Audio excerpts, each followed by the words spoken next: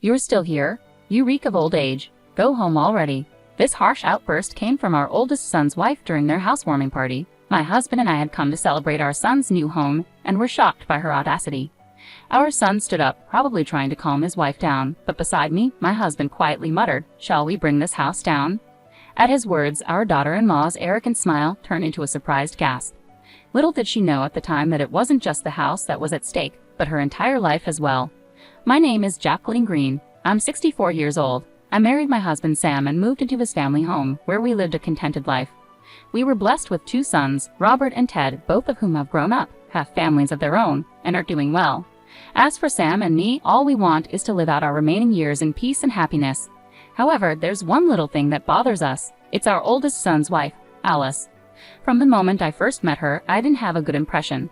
Alice was 24 when she first came over to introduce herself before marrying our son. Although she greeted us at the door with a hello, there was no smile on her face. "Let me see, you're Alice, right?" Since she hadn't introduced herself, I asked my son just to be sure. At my question, Alice scowled. "What, does Robert have other women?" Both Robert and I were taken aback. "What are you talking about?" "Of course not," Robert hastily reassured her. "Well then, why did you need to confirm my name?" Alice started to argue right there on the doorstep. "I'm sorry, I shouldn't have said that." I nervously tried to calm the situation. Even though she was young, I couldn't help but think she lacked common sense, but hoped that time in marriage would improve things. That's what I thought at the time.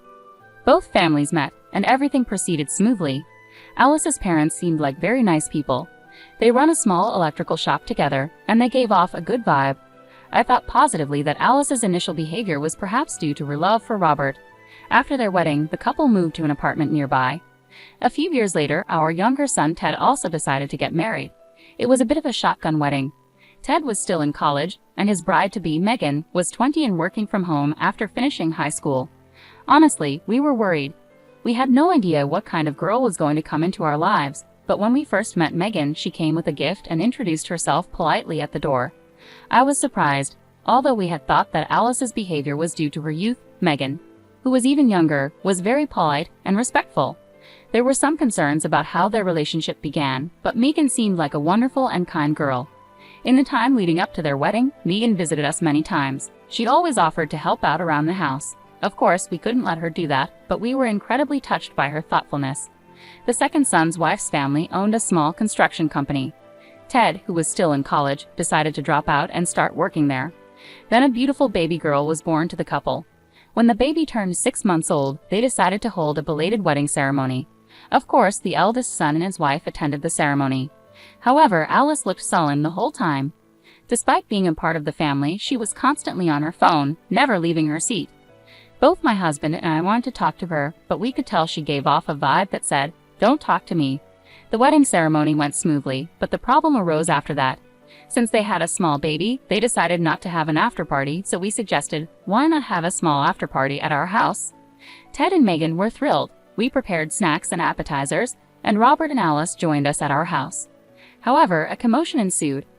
That was a lovely wedding. "Megan looked beautiful," said the eldest son. Of course, those kind words made the atmosphere pleasant, but it was the eldest son's wife who completely shattered the calm. "What are you saying? Who are you calling beautiful? Are you cheating on me?" She angrily confronted her husband. Everyone was stunned by her overreaction, but I quickly snapped out of it and tried to calm her down. "Alice, calm down. Robert didn't mean it that way." But it seemed like that was a mistake.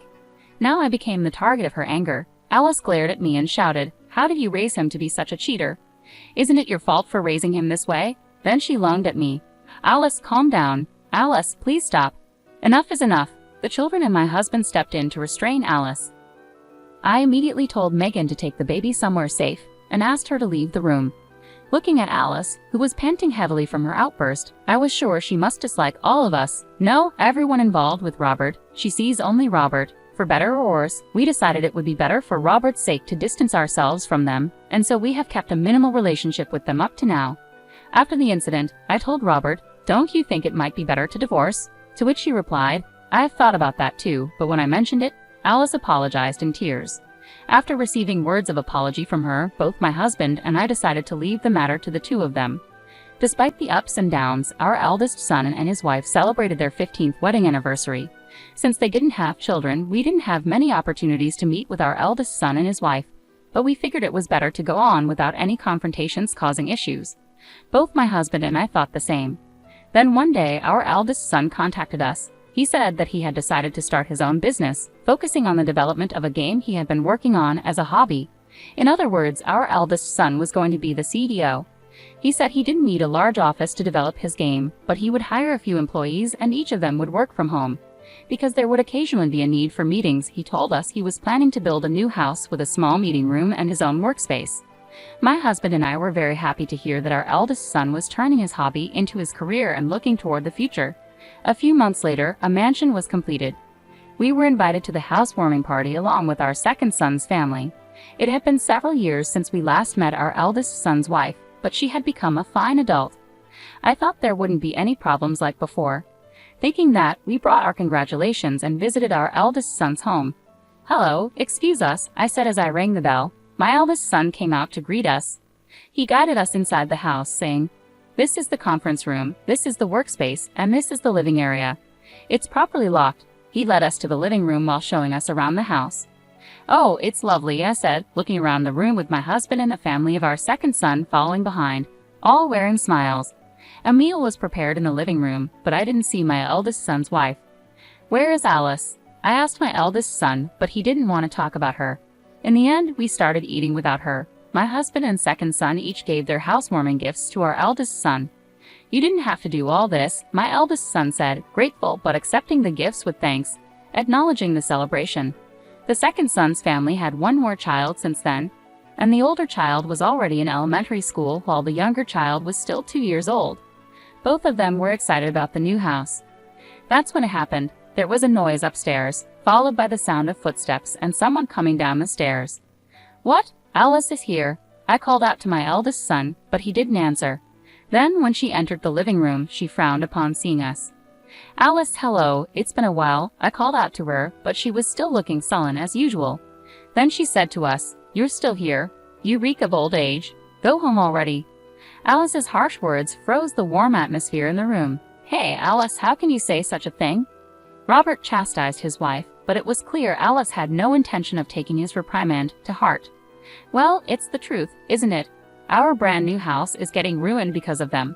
I told you not to invite them over, and what are you, some big shot CEO now?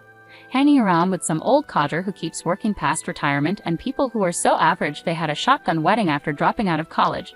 We live in completely different worlds." I was speechless, and so was my second son's family. Even my grade school grandchild was struck dumb in surprise. I had made various excuses attributing her behavior to her youth or excessive affection for my eldest son. But that was my mistake. Something essential to her humanity is missing. She lacks warmth and kindness towards others. It's not that she loves my eldest son the most. She loves herself above all else and values her status as the wife of a company president more than anything. I was furious. I couldn't stand silent anymore. As I was about to retort, my husband, who had been listening to the argument between my eldest son and his wife, let out a sigh. Usually calm and gentle, he said, "Maybe we should just tear this house down." At my husband's words, my eldest son, second son's family, and I involuntarily looked at him. Nobody could believe that such words had come out of his mouth. Only my eldest son's wife let out a surprised gasp. "What? Do you even understand what you're saying?" Alice asked. "Of course I do," my husband replied. "A house designed by me and built by Ted might be better off not existing." Alice was stunned at my husband's words. "I'm sure you, as the president's wife, wouldn't be satisfied with such a house designed by an old man and built by someone beneath ordinary. Our worlds are different. You should just move out." My husband's calm tone was ironically scary. Knowing this, none of us could interrupt the conversation between him and Alice. "What do you mean?" Alice started to tremble at his words and she glared at my eldest son. Noticing her gaze, my eldest son sighed and said to Alice, "It means exactly what he says. This house was designed by my father, a top architect, and the contractor is Megan's family's firm, with the foreman being Ted. I may hold a title and be a president, but I neither have substantial wealth nor reputation yet. Thanks to my family, I could own such a wonderful house rather among us. I know we are the most ordinary or even beneath ordinary." Alice turned pale at my eldest son's words. She must not have known, but even if she didn't know, didn't she ever wonder? There's no way our eldest son's income and savings alone could have built such an impressive house. My husband didn't even charge for the design work, and there's hardly any profit for our second son's in-laws who run a construction company. I can't thank enough to our second son's in-laws who helped us simply because we're family. Yet our eldest son's wife has the audacity to act pompous just because of her husband's status. Who does she think she is, saying that we're less than average? Alice repeated his words as if she couldn't believe them. You could see the despair on her face. Indeed, my husband still works for a company even after his retirement, but that's because the company asked him to stay on as a top-tier architect. Our second son is being groomed as the next boss at his wife's family business. He gets good treatment not just from his coworkers but also from the business partners that his wife's family has had relationships with for years. And even though he's not yet the president, he's working hard for the company. Yet in this group, Alice is at the bottom of the barrel. Our eldest son laughed, looking at his wife, whose face had turned blue as if she was about to cry at any moment. Our second son also started laughing involuntarily, but the atmosphere was anything but pleasant. Our second son's wife quickly picked up on the mood and took their child to a nearby dollar store. She's really good at reading the room and is very considerate. Apologize to Dad and Mom properly if you understand. Our eldest son stopped laughing and yelled at his wife. What? Am I really that bad? You're always on their side. It's only natural for a husband to side with his wife. Alice fought back. Sure, that's right. But it's also a husband's job to point out when his wife is wrong. You're wrong. If you have a complaint, quit being my wife right now, our eldest son replied, truly angry. Seeing her husband so angry, Alice quickly changed her attitude and conspicuously knelt down. I didn't know. You never told me, she said, acting like a tragic heroine. Then, as if intoxicated by her own performance, she turned to my husband and me and began to apologize. I'm really sorry for the rude things I've said. We watched her act with a blank expression, not feeling a shred of sympathy. Her overly dramatic apology didn't touch our hearts at all, and it was too late to apologize anyway. We had no intention of accepting her superficial apology, just like last time. Seeing his wife in this state, our eldest son asked, Dad, Mom, what do you think? Am I terrible? Am I doing something wrong? My husband looked at me, realizing that I had something to say. I couldn't forgive her for her previous remarks, no matter what. No, Robert, I think you're right. If a wife disrespects her family, it's a husband's duty to correct her. I will reflect and change my attitude. Alice continued her melodramatic act. No, Alice, this is not the first time you've been disrespectful to us, is it? Haven't you been told this every time by Robert? Robert must have pointed out your words every time, right? What about that? I asked. At my words, Alice bit her lip, turning pale. I don't meet someone who belittles my husband and son in the Green family. It would be better for both of us to cut ties, I said. Jacqueline, she cried out in a desperate voice. In our 15 years of marriage, it was the first time she called my name. We live in different worlds. I threw her words back at her. At those words, Alice collapsed on the spot and froze as if her spirit had left her body. She might be regretting her actions a little bit. Being told that we live in different worlds must have been a significant blow to Alice, even though they were her own words. Although I thought that, my second son said, Mom, you were really cool. It seemed to be quite a shocking remark for Alice. In the end, my eldest son Robert decided to divorce his wife Alice, who loved Robert so much. When Robert proposed, if you want to stay with me, Alice, you need to start working and contribute to the mortgage for this house we got at a reduced rate, Alice turned bright red with anger. At the time of their marriage, Robert had told her, I want my wife to be a homemaker.